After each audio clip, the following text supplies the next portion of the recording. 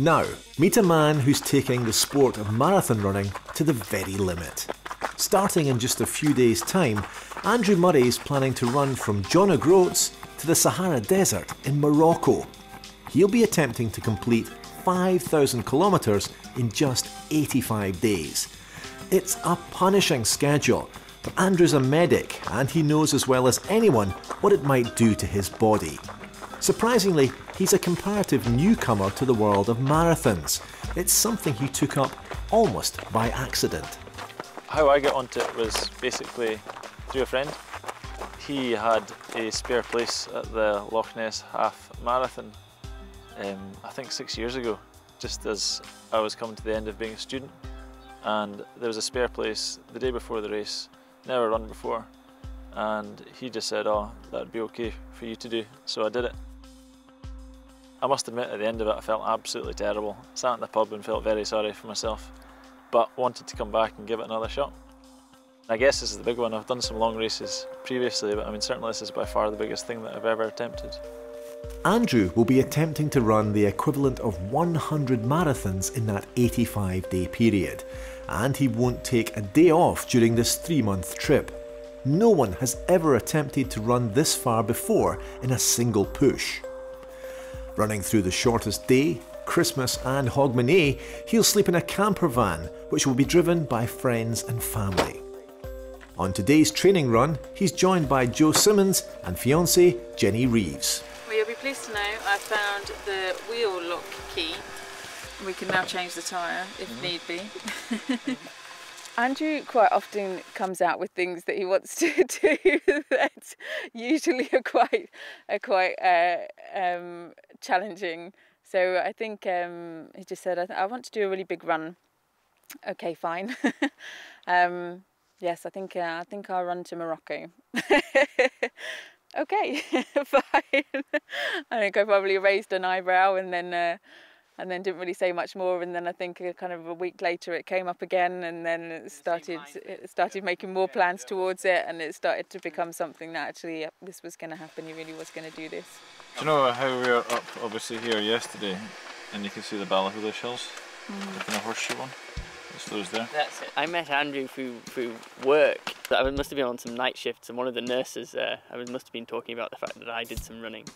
And she said, oh, have you heard about the legendary Andrew Murray? He runs hundreds of miles. Right, good to go. Let's go. All right. Right, race you. Okay. It's nothing to do with fame or fortune, you know. He's not doing this because he wants to make himself a name or famous or anything like that. He's doing it because he enjoys running, and he wants to do a journey, and it's about the journey rather than the achievement, I think.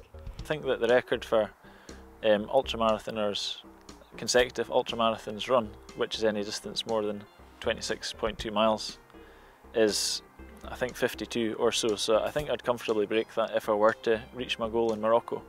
And if I do so much the better. But if someone gets there first and someone can do a bigger distance, fair play to them, that'd be great.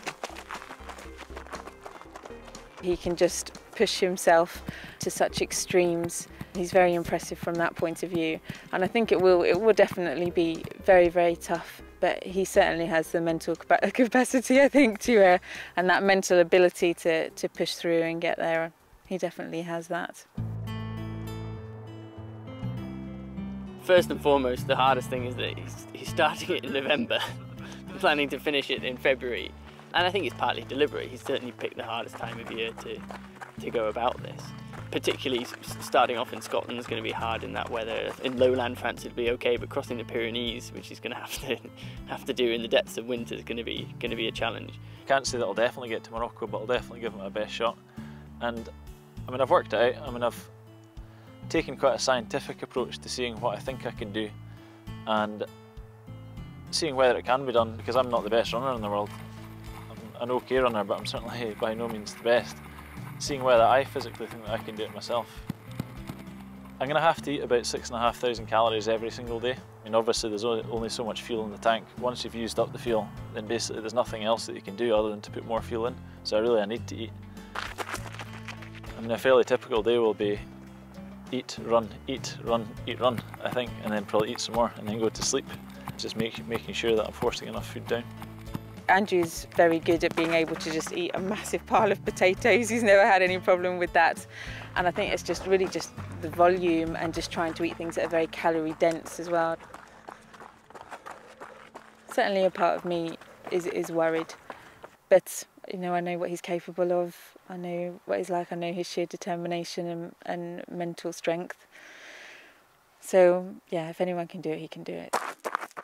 But there's another twist in this tale, one that concerns Jenny in particular. And that's the reason Andrew's finishing his run in February.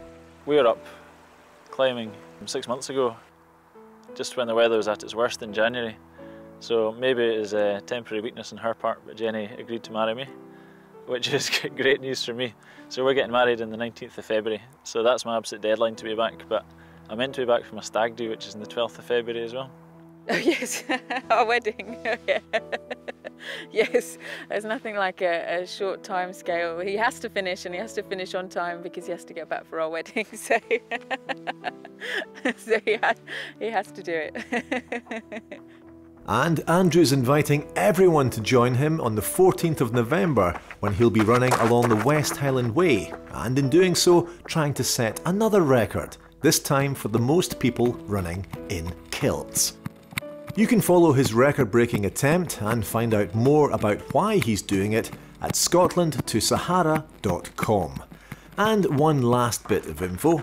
The Adventure Show will be following Andrew's attempt at the new record every inch of the way in a special programme to be broadcast next spring.